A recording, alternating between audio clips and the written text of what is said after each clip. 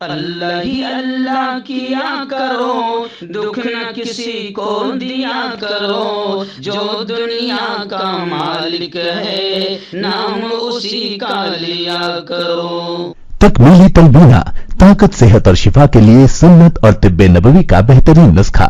ناظرین، کیا آپ بھی خوشحال مالداروں کی طرح کامیاب بزنس کر کے ہزاروں اور لاکھوں روپے کمانا چاہتے ہیں؟ اگر آپ کی ہاں ہے تو آج ہی سے اپنے علاقے میں تکمیلی تلبینہ کا آسان بزنس کرنا شروع کریں اور چند ہی مہینوں میں کامیاب بزنس مین بننے کے طریقے بہترین تجربوں کے ساتھ سیکھیں۔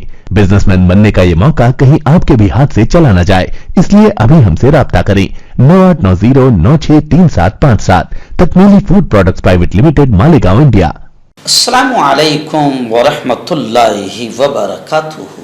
ناظرین، استقبال ہے، سواگت ہے آپ کا viral news live studio Jalgaon, Maharashtra, India میں۔ میں آپ کا میزبان مفتی محمد ہارون ندوی۔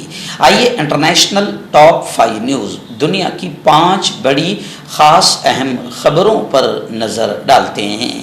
لیکن سب سے پہلے میں اپیل کروں گا کہ جو ساتھی نئے ہیں اور ابھی تک اس بے باک سچے چینل سے جڑے نہیں ہیں، اگر آپ چاہتے ہو کہ آپ کو ملک بھارت کی اور پوری دنیا کی صحیح اور سچی خبریں دیکھنے اور سننے کو ملیں تو پھر آپ اس چینل سے جڑ جائیے، سبسکرائب کر لیجئے ہمارے اس چینل کو، بیل آئیکن گھنٹی کے بٹن کو بھی دبا دیجئے تاکہ ہماری ہر ویڈیو، ہر خبر آپ کو آپ کے موبائل پر مل سکے۔ اور ہاں ناظرین، ہم ہر روز ایک اپیل کرتے ہیں کہ پلیز یہ ایک پرائیویٹ چینل ہے اور چینل چلانے کے لیے پوری ایک ٹیم کام کرتی ہے، بڑا روپیہ پیسہ خرچ ہوتا ہے۔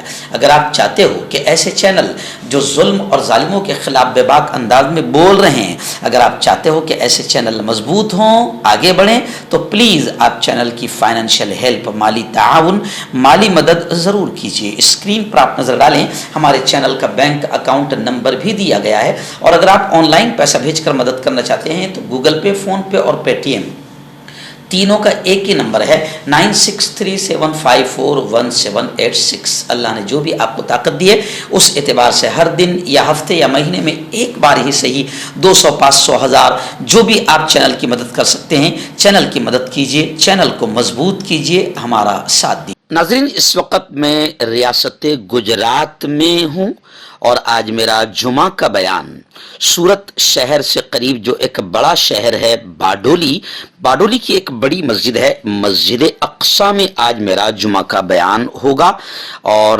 عصر کے بعد میں مختصر سی بات مسجد بلال رضی اللہ تعالی عنہ میں ہوگی، اور مغرب کے بعد میں مختصر سا ذکر اور بات جو ہے مسجد الفلاح، اور عشاء تراویح کی نماز کے بعد میں اسٹیشن والی مسجد میں میرا بیان ہوگا۔ رمضان میں بھی یہ سفر کرنا بڑا بھاری جاتا ہے، بس دعائیں کیجیے کہ اللہ تعالیٰ قبول فرمائے تمام خدمات کو، اور اللہ تعالیٰ جس مقصد کے تحت ہم کام کر رہے ہیں اللہ اس مقصد کو بھی کامیاب فرمائے، اس مقصد میں بھی اللہ ہمیں کامیابی نصیب فرمائے، آمین، اور دنیا آخرت دونوں جہاں میں اس کا بہتر صلہ، بہتر بدلہ نصیب فرمائے، اور اللہ ہر شر سے حفاظت فرمائے، آمین۔ آئیے انٹرنیشنل ٹاپ 5 نیوز میں بڑی خبر میری نگاہوں کے سامنے غزہ کے حالات کو لے کر ہی آ رہی ہے۔ آپ جانتے ہیں کہ غزہ میں تباہی مچی ہوئی ہے۔ اس وقت امریکہ نے سلامتی کونسل میں قرارداد جمع کروا دی جس میں غزہ میں فوری جنگ بندی کا مطالبہ کیا گیا ہے۔ امریکی secretary of state Antony Blinken نے کہا کہ امریکہ نے اقوام متحدہ کی سلامتی کونسل میں قرارداد کا مسودہ جمع کروایا ہے جس میں غزہ پٹی میں یرغمالیوں کی رہائی سے منسلک فوری جنگ بندی کا مطالبہ کیا گیا ہے۔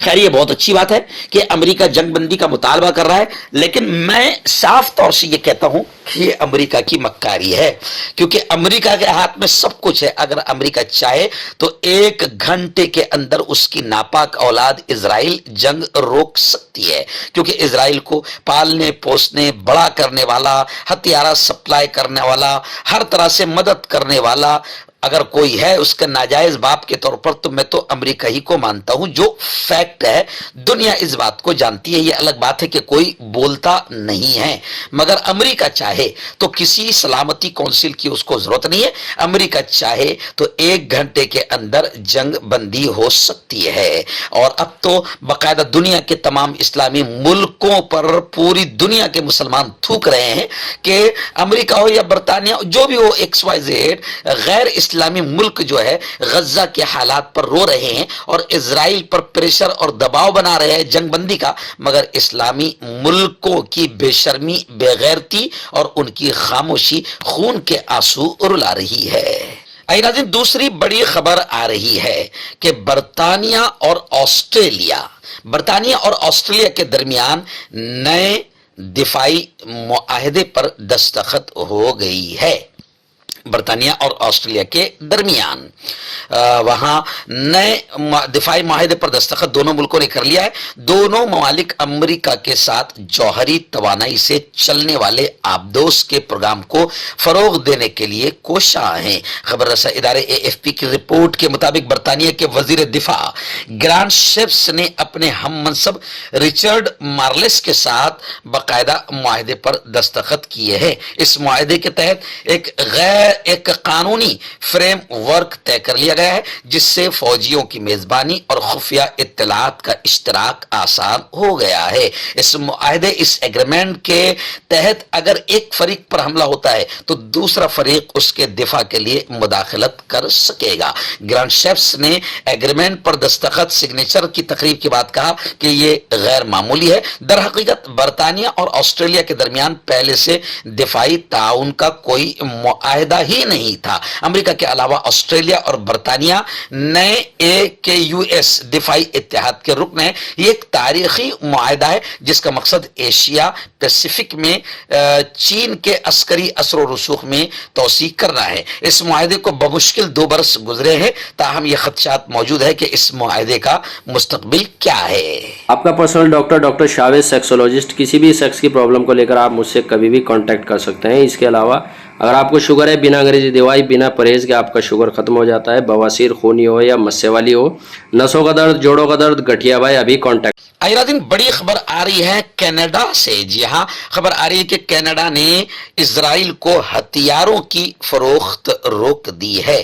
کینیڈا نے بڑا فیصلہ کرتے ہوئے اسرائیل کو ہتھیاروں کی فروخت روک دی۔ کینیڈین وزیر خارجہ نے یہ بات مقامی میڈیا کو بتائی ہے۔ خارجہ امور کے پارلیمانی سیکریٹری نے پارلیمنٹ میں سوال اور جواب کے سیشن میں حکومت کے اس فیصلے کی تصدیق کرتے ہوئے کہا کہ ہم غزہ میں جنگ بندی کی حمایت جاری رکھیں گے اور اسرائیل کو ہتھیار فروخت نہیں کریں گے۔ یاد رہے کہ گزشتہ روز کینیڈین پارلیمنٹ میں اکثریت رائے سے منظور ہونے والی قرارداد میں کہا گیا تھا کہ کینیڈا اپنے بین الاقوامی شراکت داروں کے ساتھ مل کر فلسطین کی ریاست کے قیام کی سمت کام کرے گا۔ یہ بہت اچھی بات ہے۔ ایسے ہی تمام اسلامی ملکوں نے 2 کام ضرور کرنا چاہیے، ایک تو اسرائیل کو کوئی چیز اپنے ملکوں سے نہ جائیں، اور دوسرے کہ اسرائیل کے تمام پروڈکٹ کو اپنی مارکیٹ سے نکال کر پھینک دیا جائے، مکمل بائیکاٹ کیا جائے۔ اتنا تو کم از کم ایمانی غیرت اور ایمانی حمیت کی بنیاد پر اتنا تو کم از کم